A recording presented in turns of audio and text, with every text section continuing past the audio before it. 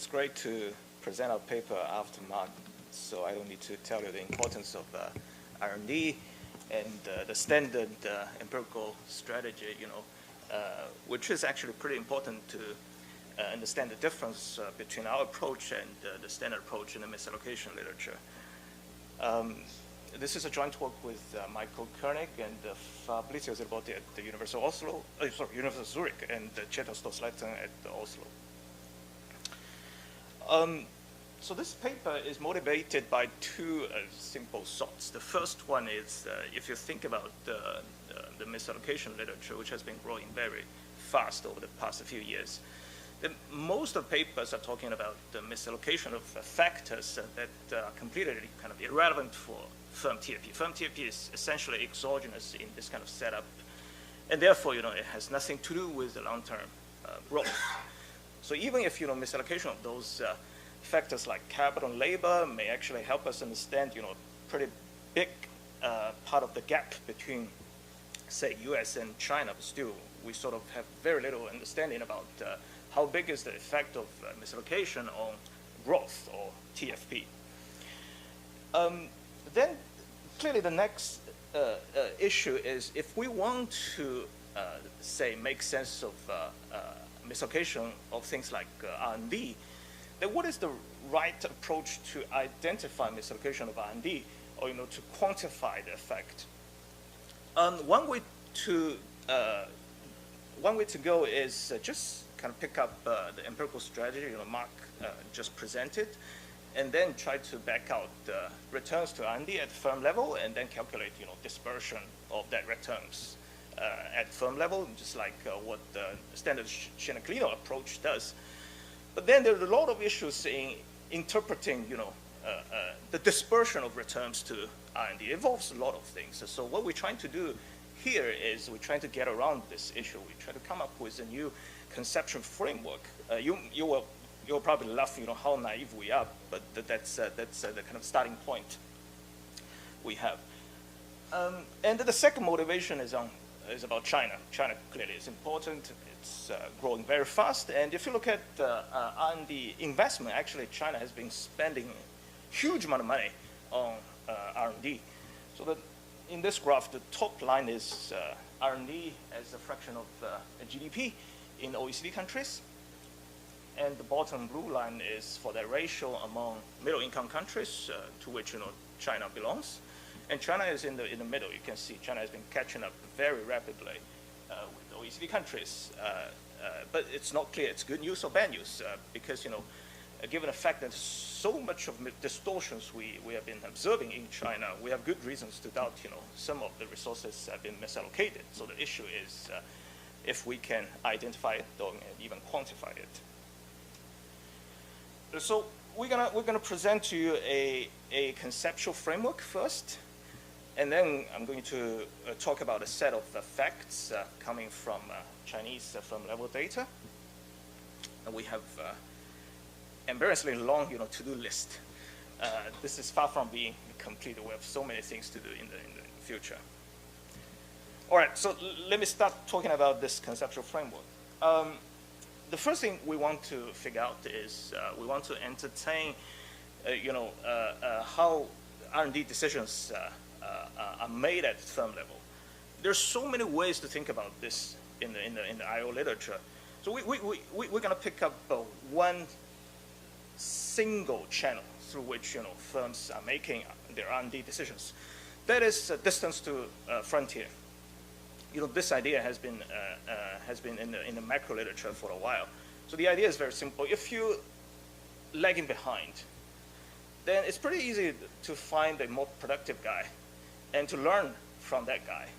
So in that case, that firm doesn't really have much incentive to invest in R&D. But if you're pretty close to the frontier, then you have a stronger incentive to do R&D. So if you think about the binary R&D choice, 0 and 1 choice, then the result is actually pretty simple. High TFP firms are more likely to do R&D, and low TFP firms are less likely to do R&D. So that's sort of the benchmark we're going to use. When it comes to frontier, we are talking about the local frontier. So more precisely, to kind of connect to the empirical evidence I'm going to show you. So the local frontier here means, basically within a country, within a industry. Okay, so that's just to fix idea. Okay. And then based on that, we're gonna add, a few frictions. We're gonna add R&D frictions. You're gonna see, what I mean about R&D frictions, and we're gonna add the typical labor capital wedges. Okay. And the goal is just to try to make sense of those identification conditions of R&D misallocations. So the workhorse we're going to use is the model recently developed by 2 other courses in this project. The model is actually pretty simple. So we just assume each firm is monopolistic. Profits are proportional to its TFP. And firms can do 2 things. It's kind of simple binary choice. They can do R&D, or they can learn. But these 2 things are mutually exclusive. They cannot do R&D or learning at the same time. And when it comes to imitation, well, firms are randomly matched with each other. And if you're lucky enough to meet up a more productive guy, and you can learn from that guy. Okay. So that's the imitation process. More specifically, let's think about how we model this thing. FA denotes the distribution, TFP distribution at the firm level. This thing is going to be endogenized later. And then we have a probability of matching a more productive guy, and you can learn from that guy.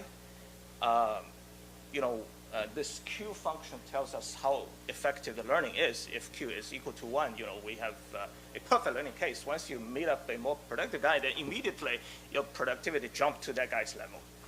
But if Q is less than 1, we have imperfect learning. You learn something, but you cannot immediately catch up with that guy. So the last line just tells us the value of this learning. And at this stage, we don't have to distinguish, passive or active imitations. It's just make people feel confused, So the first part is profits. That's the cash flow for the firm. And the next part is the future value of the firm. If you're lucky enough, you're going to learn something from the guy who is more productive than you. And if you don't meet up a guy or more productive guy, then your TFP gonna stay unchanged. Okay. Let me skip that part and go straight to innovation. And innovation involves a cost. The cost could be kind of just like fixed cost. Let's call it C. And the rate of success for innovation is P. And if innovation is successful, then you can improve your TFP by delta %. Okay. Then we have the last line, value of doing R&D. The first term is profits net of R&D costs, and the second term just tell you, well, if the innovation is successful, then you can improve TFP by delta %. If you fail to innovate, then your TFP remains unchanged. Okay, and in this particular case, delta is equal to 0. That means there's no passive learning. But we can generalize this thing by introducing this passive learning later. All right, so firm decision, it's a simple binary choice. You maximize the firm value by deciding whether or not you're gonna make investment in R&D or not. In the end of the day, in this simple model, you have this kind of binary choice step function. The horizontal line is TFP. The vertical line is fraction of firms doing R&D. The result is very simple. There's a threshold condition. Towards the right of the panel, you see all firms picking up R&D. And for firms with TFP to the left of the threshold condition, 0 firms doing R&D. So that's the benchmark case. And just let you know, how the steady state TFP distribution is gonna look like in this setup. And because growth is endogenous in this setup, you're gonna see the distribution is like traveling waves moving towards the right. And if you take out the growth component, you're going to have this steady state TFP distribution. Let's focus on the left panel. We have two lines. The red line, just for benchmarking, we set P to 10%. So each firm has a 10% rate of success for innovation. And in this case, the growth rate is 6.5%. If we cut this P by half, then the result is in this blue line. You will see the distribution becomes a lot more compact. That's exactly because the innovation rate is a lot lower. So that's why you end up with a lot fewer kind of big firms in the right tail. Okay?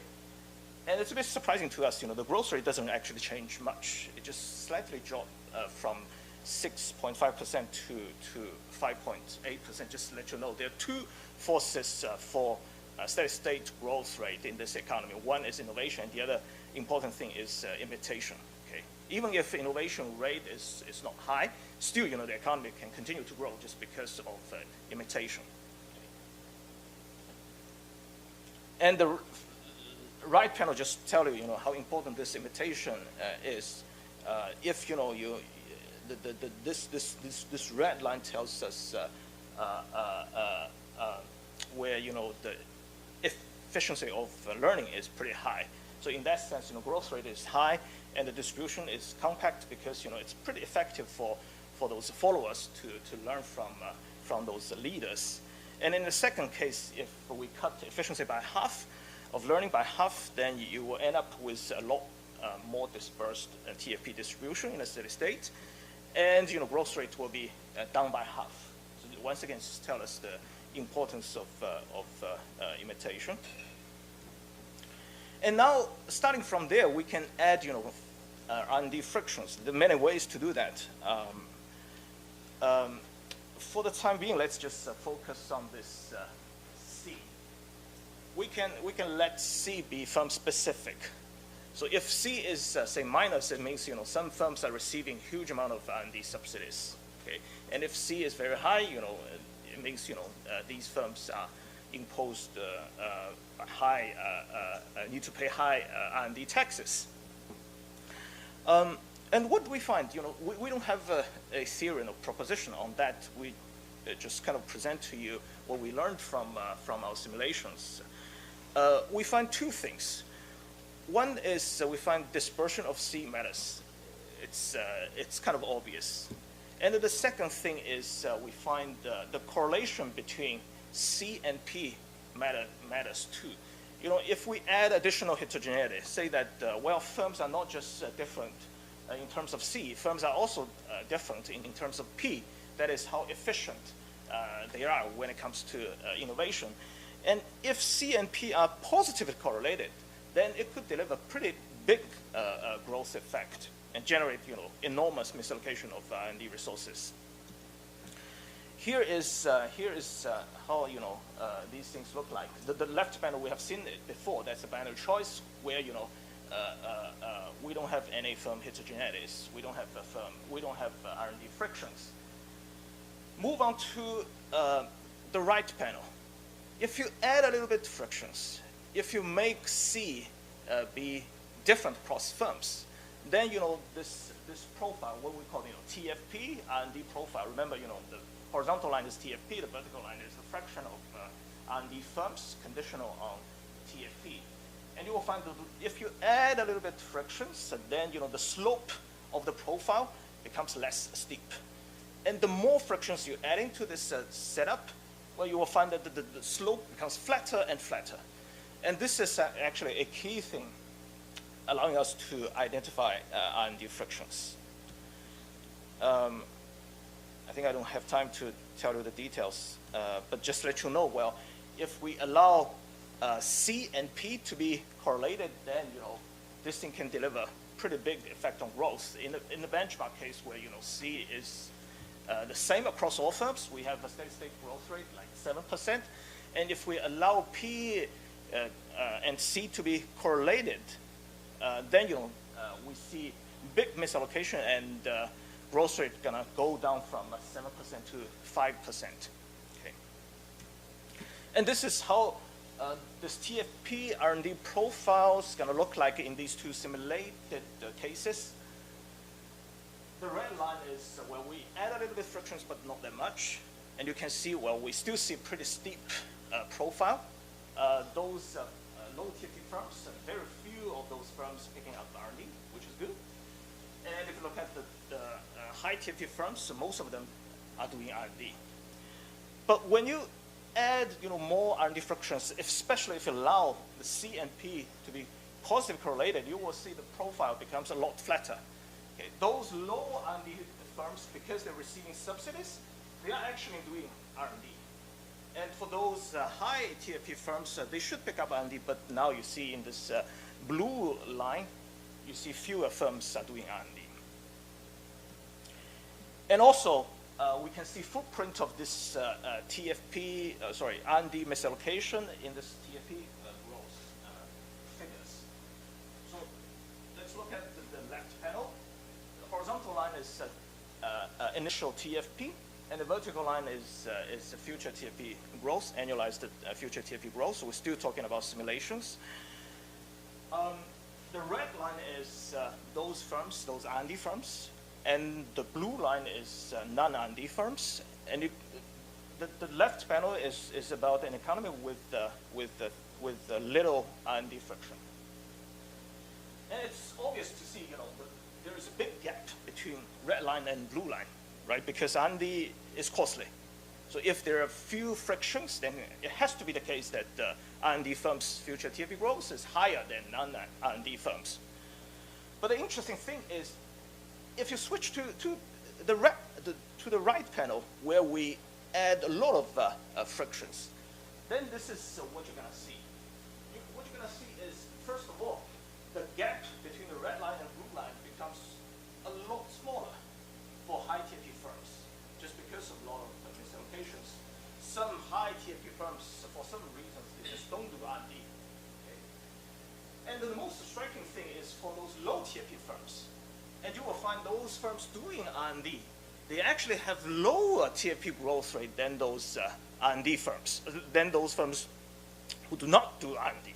Okay, so the whole thing is just reversed. If you look at the region with low TFP. So, summary.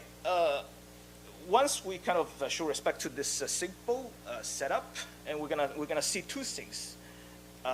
A flatter TFP R&D profile gonna tell us, misallocation of R&D gets worsened. And also, if you see high TFP growth of those non-R&D firms, especially in the region of low TFP firms, that's another evidence for R&D misallocation. So let me use the last 10 minutes, to talk about data. So we're using Chinese manufacturing firm level data. That's pretty consistent with the aggregate data we see from Chinese statistical yearbooks when it comes to R&D output ratio. This is the first thing I want to present to you. The left panel is data for 2001. Horizontal line is firm TFP. So that is a TFP in a two-digit industry. Okay, we control for industry effects. And the vertical line, once again, is a fraction of R&D firms, okay, conditional on TFP. So you do see, let's just look at the red line. You do see this profile is upward sloping. But unfortunately, the slope is not steep. For the bottom percentile firms, the fraction is about 15%, and for top percentile firms, it's just merely 20 to 25%. So it's upward sloping, but it's actually very flat. So that indicates, well, there is some R&D misallocation there. By the way, I haven't yet prepared the results from Manhattan innovation data, but if we look at the German firms, we see a lot steeper profile. Okay. So that's the first thing, and then the second thing is If we move on to the right panel, so that's the data for 2007, and you see the profile becomes a bit steeper. So indicates, well, if we stay with the model, then it's going to tell us, well, the misallocation is corrected to some extent, during the period from 2001 to 2007. We have a bunch of regression results, but I don't think I have time to show you. This is the TFP growth. In the left panel, we have initial TFP in 2001, and then the vertical line is the annualized TFP growth in a period from 2001 to 2007. So the first thing is, if you forget about the bottom percentiles, if you just look at the percentiles above 10s or 20s, then you do see the red line is above blue line. The red line is TFP growth for those R&D firms, and the blue line is TFP growth for those non-R&D firms. You do see a substantial difference, especially if you look at the top percentile, the difference is about 3 or 4 percentage points. That's big, right? So in that sense, R&D. So first of all, R&D data. A lot of people challenge the reliability of R&D data in China, but by this simple check, you can see, well, at least it is informative. But the interesting thing is, if you look at those firms in the bottom percentiles, and you will find that actually, for those firms, low TFP firms that are conducting R&D initially, you will find that their TFP growth is actually lower than non-TFP firms in the same initial TFP percentiles. So that is another piece of evidence just showed us there's some kind of R&D misallocations in China. Those firms should not do R&D, they actually do R&D. And that makes the TFP growth lower. And we also have the latest firm level data from NBS. Unfortunately, the left panel and the right panel are not directly comparable because Chinese NBS National Bureau of Statistics has changed selection criteria substantially across the 2 sample periods. But still, we can see 2 things. One is for high TFP firms, you do see R&D firms, if they do R&D, TFP growth is substantially higher than non-R&D firms. And for firms with TFP below, say, 40, 50 percentiles, then the result is reversed. Once again, this is telling us, well, some firms, some low TFP firms should not do R&D. They actually do R&D, and their TFP growth is lower. And we can also talk about, 2 different types of R&D frictions. So by looking at these switches, so one we call 1-0 type, and the second we call the first is the 0-1 type. That is firms with 0 R&D input initially, and then towards the end of the sample they have positive R&D input. And for the opposite thing is for the 1-0 type. So by looking at the proportion of these 2 types of firms, we'll be able to tell what kind of R&D frictions are actually become lower over the sample period. So the theory is going to tell us, if R&D frictions that are preventing high TFP firms from doing R&D are reduced, then we should be able to see this increasing profile for 0-1 type firms. These are the firms that are initially don't do R&D, but they should do R&D. But now, later on, because this friction has been reduced, so that's why you have more high TFP firms that are doing R&D. And the opposite thing is, there's some the frictions that provide distortive incentives for those low TFP firms to conduct R&D. So those low TFP firms, they have done R&D, but they should not do. But now these firms stop doing R&D because these extra distortionary incentives have been cut. So in that sense, you're going to see this downward sloping dashed line for 1-0 type firms. So what we're going to see in the data? Well, we see the increasing profile for 0-1 type firms, but we don't see downward sloping profile for 1-0 type firms.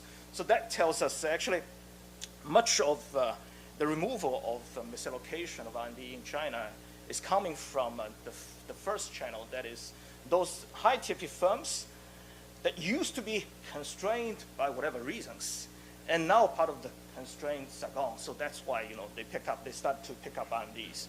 But another type of frictions will remain largely unchanged. That is those firms, those low TFP firms, they should not do R&D, but for whatever reasons they do R&D, and they continue to do R&D. Okay. All right. Let me just quickly wrap up. So we have a simple theory and some evidence for R&D misallocation. Potentially, our very preliminary simulation results suggest that there could be big effect on growth. And what we should do next, we are working on this to benchmark, this thing to more mature economies. Like, we are working on German data, we are working on Taiwanese data to see if we can find a kind of better comparison with Chinese empirical findings. And we'll also do quantitative exercise to make sense of how big the growth effect will be. And of course, a long list of limitations of this approach. There's so many channels through which firms are considering their R&D decisions, so we just focus on one of them. And we are working hard on how to think about other channels, how to incorporate other channels into this framework. Okay. We have a couple minutes for questions. Is your last graph from your model or from the data? Oh, that's the last graph, you mean this one? Yes. That's from data. But I mean, the 0, 1, and 1, 0 switch, I mean, probably already switched in the meantime 2 times, right? It could be 0, 1, 1, 0, and then 0, 1 again. So maybe this line is not really like jump from 1 to 0, right? That's a valid concern. That's a valid concern. But most of the switches happen only once. Okay. Yeah. We can check the data. Yeah. That's a valid concern. It's not a case that they switch back and forth frequently. No, that's not the case.